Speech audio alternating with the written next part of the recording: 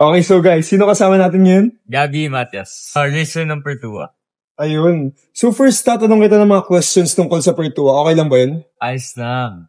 Saan kotse mo first time nagamit yung Pertua? Sa Fortuner 2015 ng dad ko. Ano naging difference naman nun? Nung una, matagtag yung performance ng Fortuner namin. Tapos, nung ginamitan na ng Pertua, medyo naging mas smooth na yung drive niya. Anong Pertua product gamit nyo? Excelo. Ano pinaka nagustuhan mo sa kanya? Anong experience na nakasama mo yung Pertua?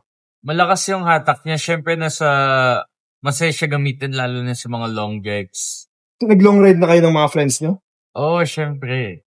Saan ka nagpunta? Pupunta kami ng Tagaytay. Marirecommend mo to sa mga friends mo ba? Sobrang may recommend ko siya. Bakit naman?